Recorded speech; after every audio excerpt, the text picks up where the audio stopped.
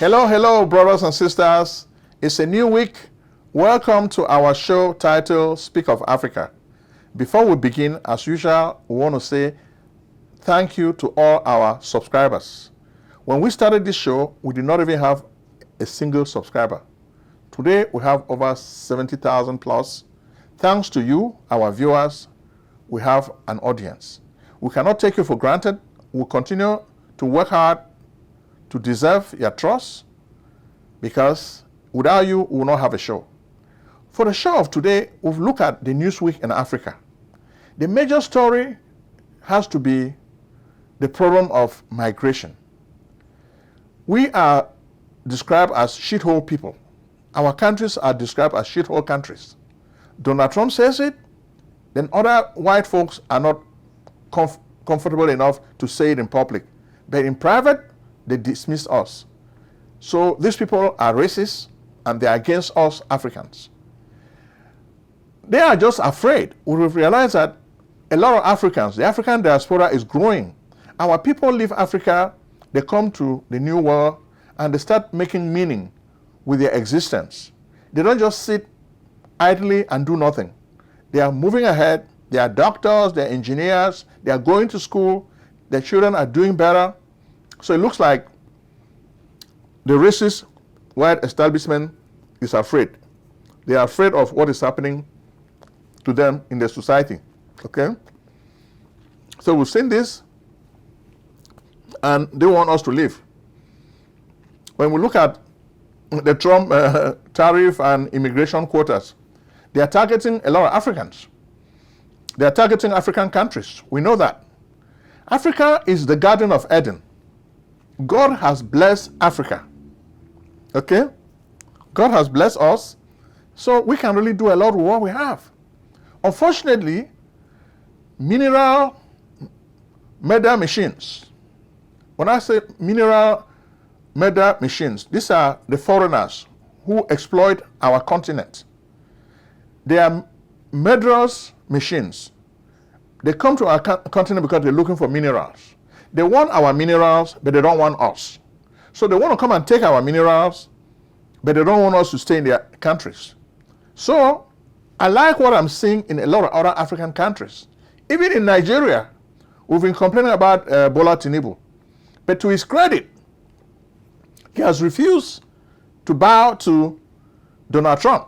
So for once, we have to give Bola Tinubu the credit. Okay? When I look at what is happening in Nigeria, we look at minerals.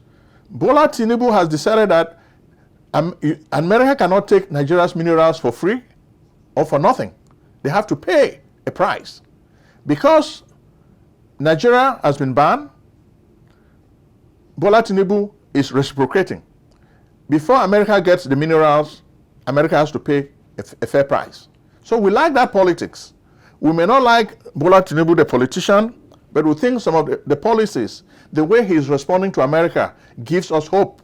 So let us say, keep hope alive. Keep hope alive. Let's not lose hope. We can still build our Garden of Eden in Africa. Let Donald Trump send us away. That's okay. We'll move back to Africa and build our Garden of Eden. Then we'll make things difficult for America and the Russian roulette to not come and take our stuff for free. We'll make them pay a fair price, a high price for that matter. Then we'll stay in Africa. There will be less migration. We can say migrations are happening because these people have messed up our countries. So it's like somebody comes to your village. They mess up all the water you have. They pollute the water. So you cannot drink water. You cannot even fish in the water because the water is polluted. So you have to run away to look for clean water. And that's what is happening to a lot of Africans. Young Africans are desperate in Africa, so they are leaving the motherland in search of greener pastures in Europe and America. Now the Europeans and Americans are saying, hey, Africans, go back home. Sure, let's go back home. Let's move back to the continent. We'll build a better continent because we have the raw materials. We make sure that before they get our raw materials, they pay a fair price. And we tell them, we're not going to give you the raw materials. We have to manufacture the products in Africa. Okay? You cannot take our raw materials out of Africa. That's going to be the new national policy of African countries. Don't let these buffoons take your raw materials for free. Impose conditions. They must manufacture whatever they want to do with the raw materials in Africa. This will create more jobs for the African youth. Instead of our people going to the Mediterranean and dying at sea, they will stay home and cultivate beautiful gardens and live ever happily ever after in the motherland. So that's the dream of the new Africans. That's the dream of African youth, and we're supporting this dream. We're making it possible for them to live this dream.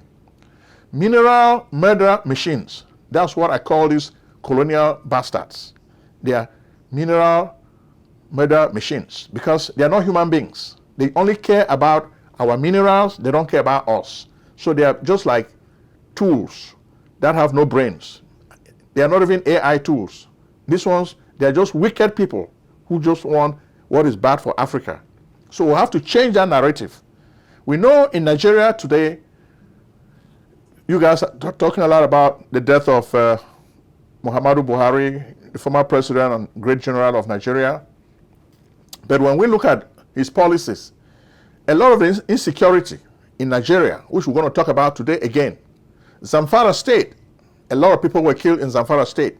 They keep blaming the people, they call them bandits. But these people are jihadis. They are supported by jihadis. During the time of Muhammadu Buhari, there was a lot of Islamization. So these people were radicalized. So it looks like Buhari was really supporting the Islamization of Nigeria to the detriment of Christianity and other religions.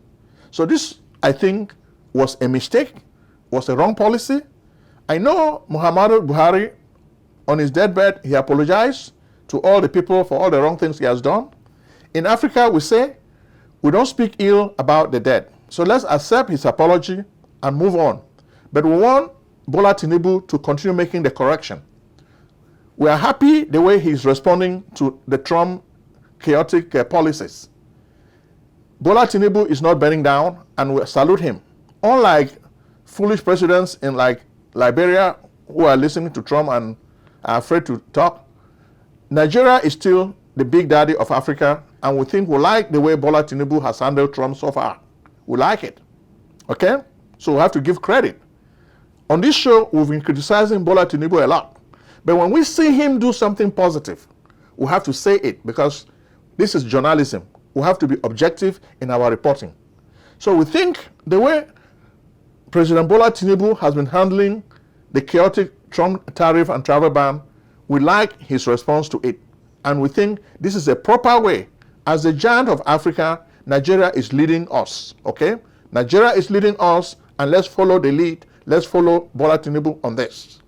Next, we take it to Cameroon, La République du Cameroon. What is happening? Well, last week we told you October 12th is the official date of Cameroonians going to the polls to vote for a new president. You will not believe it. Since 1960-61, Cameroon has only had two presidents, Amadou Babatura Ahidjo and Paul Biya. All of them, when they come, Biya has come to stay for over 43 years. He doesn't want to go anywhere. He wants to run again for an eighth corps. Yet he wants to run again. This time we've understood that he is finished. He himself knows that he's finished. But what is happening? His young wife, Chantal Viguru, does not want to leave the presidency. She wants to stay there forever because she's a young woman, a femme fatale. Since she came, we think she has really done a lot of ill to the system, to the country, to the people. Biya's policies have always been geared towards pleasing his wife. He's pleasing his wife to the detriment of the average Cameroonian. If Chantal is against you, you are gone. It doesn't matter how competent you are as a government technocrat. If Chantal doesn't like you, she will make sure that Biya kicks you out. And that's what is happening. So when people now are going to the polls, already this week we saw a lot of Cameroonians showing excitement, seeing hope at the end of the tunnel. Maurice Kamto, the guy who beat Biya in the election of 2018, is back. Biya's handlers tried as much as possible to disqualify the candidacy of Maurice Kamto. But Maurice Kamto has been Minister of Justice. He's a jurist. He has been in the system for long. He knows the Biya system. He knows it very well. He has worked in that system. He has served that system. He has done things for that system. In fact, he was the one who won Bakassi for Cameroon. This is a brilliant legal mind. He does things in France, so he's a law expert. So he was able to dribble the foolish guys in the Biya regime who thought that they were going to disqualify him. Because he was protesting the Ambazonia war, he decided not to participate in municipal elections. As a result, they are saying they are disqualifying him. They will not let him run for president. Is that a legitimate reason? No. Biya's handlers always play dirty politics. But Maurice Kamto was able to outmaneuver them. This time, he decided to go to a new party called Manidem. With a new party, Maurice Kamto has become their flag bearer. He has become their candidate. So the ploy that the Biya guys were trying to use to disqualify Maurice Kamto has failed. Now, are they going to say he should not run under the flag of Manidem party? And he said Ekane has accepted. Then all the guys in Manidem party, they have welcomed Maurice Kamto to his new residence. That's where he's going to run for president. So this is creating a lot of fear in the system of Biya. Most of the CPDM guys, they are already jumping ship. So many people are defecting. Even politicians, you see them leaving CPDM, RDPC, Biya's political party, in favor of greener pastures. The people can already see that there's hope. When we look at the entire landscape in La République du Cameroon, we think the only candidate who should run and get into the presidency is Maurice Kamto. We know Ambazonians are suspicious of him. They don't trust him. Yes, in politics, you don't just deal with trust. You have to deal with your enemies. Maurice Kamto may not be an Ambazonian, and he may not espouse the Ambazonian cause, but at least he recognizes that there's the Ambazonian problem. So he has to deal with it. So let's give him the chance to deal with the Ambazonian problem. Okay? That's what I would tell my fellow Ambazonians. This guy who wanted to assassinate Maurice Kamto, the gendarme, we got stories that he has died. He was in Bimbia Limbe, in former Victoria, in the southwest region. He wanted to kill Maurice Kamto in Garoua. What happened? They said there's karma. Now Maurice Kamto is running again. The guy who wanted to take the opportunity for Maurice Kamto to become president, he cannot take it away because Maurice Kamto is still alive and running for president, but now the guy is 6 feet deep. So you see why they say there is karmic justice, right? There's karma, and God always believes that if you do evil, you get evil. If you live by the sword, you die by the sword. So that foolish gendarme is gone, okay? And now you guys tell me, Ambazonia, we see that the Ambazonia is not sleeping. There are more people. The Kelebe, the people they call the police and BSB, the Ambazonia Restoration Forces are picking them apart, blowing them apart bit by bit. I don't want to be showing a lot of images. Some of you were telling me you were tired of Ambazonia, but now you're telling me speak about Ambazonia again. So I'm speaking about Ambazonia. I hope you are happy. Okay? So you can see what is happening in Cameroon. Maurice Kamto, we can tell you that this is the guy you should give your vote to. All the members of the opposition, the only way you can defeat Biya is to do it massively. Unite. Cameroon opposition, unite. Unite and defeat Chantal Biya. Because Chantal really is the one running for president. It's not Paul Biya. Paul Biya is finished. Paul Biya cannot really run a campaign. But these guys are using his name because they want to stay in power for long. This trick that happened in Gabon is not going to happen in Cameroon. Already, the average Cameroonian knows. On May 20th, we told you Biya was finished. Biya was peeing in his pants. We saw it. Everything we told you, now people in Biya's inner circle are talking about it. Issa Chiroma has jumped ship. Bilo Buba Maigari has jumped ship. So many people, even Biya's own Betty guys are jumping ship. We said this, people thought we were joking. It's true. Biya cannot run any campaign. Biya cannot run any country. Chantal, go and look for your own country and govern. Moi-même, je peux être gouverneur le Cameroun. Cette fois-ci, tu ne vas pas gouverner le Cameroun. On va te mettre à l'écart. Va-t'en. That's what we say to Chantal. Chantal, get lost, okay? So now we take you to the Central African Republic. Russia roulette. Russia Wagner Group. Russia Corps. They are still in the Central African Republic supporting Assange Touadera. Assange Touadera now is a dictator, big-time dictator. Russia supports these dictators. But our problem is not just support with dictators, it's the killing of young people who went to collect gravel around the mineral fields of the Central African Republic. Over 18 of them were killed in cold blood by the Wagner forces of Russia. Is this a good thing?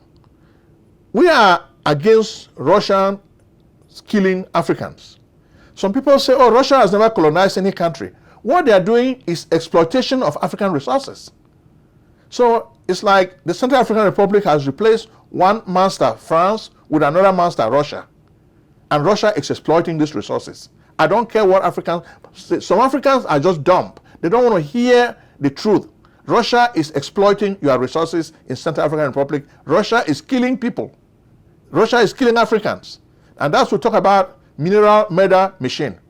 Russia is a mineral murder machine, killing our people. Next, we take you to Congo DRC.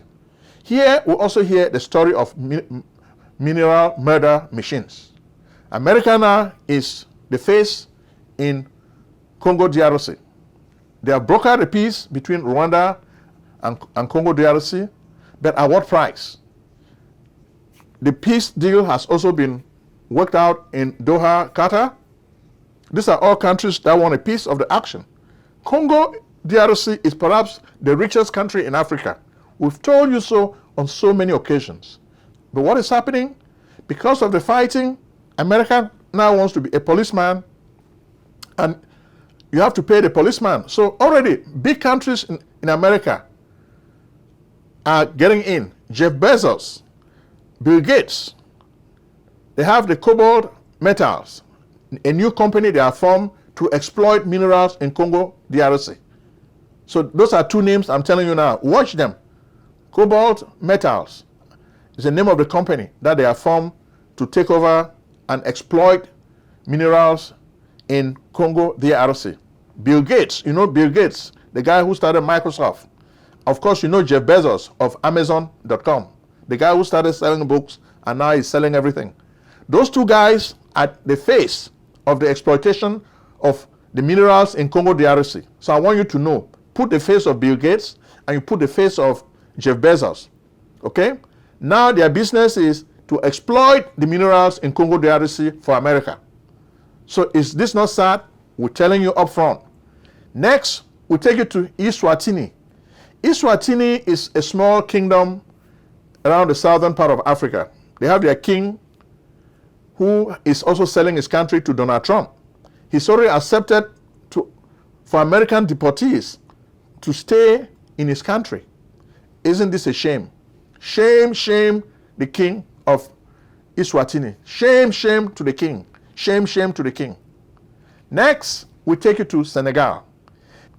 First, Donald Trump invited Bassirou Diomaye Faye to Washington. He came as one of the puppets, talked about the minerals in his country. He wants to give them away to America. As if that's not enough, we can see more overtures. The only positive news we have for Senegal this week is that they've asked France to close all their bases, and the last French bases have been closed in Senegal. But a rift is already developing between Ousmane Sonko, the guy who was actually supposed to be president this time, and Diomaye Faye, Sonko's protege. We told you this is going to happen because we know geopolitics and we understand African politics. Diomaye Faye is a right-centered candidate. By contrast, Ousmane Sonko is a left-centered candidate. So he really wants to get rid of neocolonialism and colonial forces in Senegal.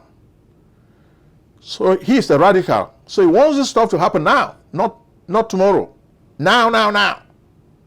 By contrast, Bassirou Diomaye Faye is a slower kind of guy. He wants to accommodate the colonialists. He wants to accommodate the neo-colonialists. So we knew these two friends are going to start knocking heads because they have two different philosophies, two different ways of analyzing the problem of Africa, which is neo-colonialism and colonialism. The two of them already are showing signs of falling apart. They are saying, don't talk about it, but we're talking about it. So keep watch. And finally, we take you to Togo. In Togo, we also see a guy whose family has served the interests of France forever. Faure Gnassingbé Eyadema. He has just been accumulating more power. He doesn't want people to enjoy their freedom. So even when he organized elections, the elections were a sham. The people boycotted elections. Participation was very, very low. And that's the only way the people can show that they don't believe in the guy's tricks. He may play those tricks, but the people have already seen through it. He uses the military to beat and kill the people and even maim them. The international community does not care because he's a French puppet.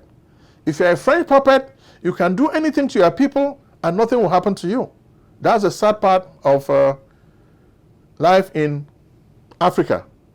If you are a boy, a tool of the colonial master, you cannot do anything wrong. If you do something wrong, they overlook it. But if you are a radical who is against the colonial master's policies, they will challenge you. Even if you do just the slightest mistake, you make the slightest mistake, they want to get rid of you. So that's the predicament of Africa. Some people are saying we've lost trust. Should we have any hope? Well, I'm not candid, but I'm an optimist. I still think there is hope for Africa to turn things around. I cannot be despondent. Not right now. We still have hope. We have the minerals. It just takes a few courageous Africans, the way we're seeing guys in the Sahel. Ibrahim Traoré, Assimi Goïta, General Twani. When we start having guys like this, we're going to start having more of them. Then, of course, Boko is another president that we like, because Botswana has a Boko. So we like what we see there, Duma Boko. So we're going to be having a newer kind of leadership. But we saw what is happening in Angola and we did not like it. So we're going to end our story by mentioning Angola. Angola is an oil-rich country. We've talked about the MPLA party, Dos Santos family, Isabella Dos Santos, and the father. But there is still corruption in Angola. There's a lot of oil, but the politicians are drinking this oil. So the people are complaining about high cost of living. When they start leaving Angola to travel abroad, you call them immigrants. Why? Because the foreign companies, the multinationals, are taking advantage of all the oil wealth and the people have nothing. So this is sad, and we say this has to stop. We're welcoming our new people, the new crop of Africans, the African youth. Do not accept the status quo. Fight, fight, and fight for your rights. Free Africa, free Africa, free Africa today. May God bless you.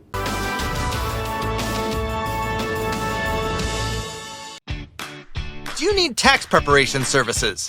We can help. Contact PJ Tax Service, America's only full-time income tax preparers. Like the good old doctor, we do not close our doors after April 15th.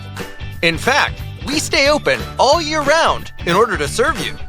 We are located at 11207A, Lockwood Drive, Silver Spring, Maryland, 20901.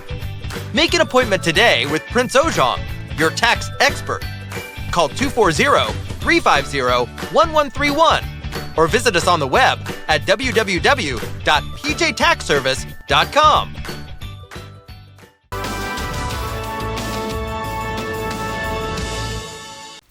Selling a service or a product? Need buyers? Use the African Nation TV as a channel to reach many viewers. Act now and call Prince Ojong at 240-350-1131. That's 240-350-1131. Act today.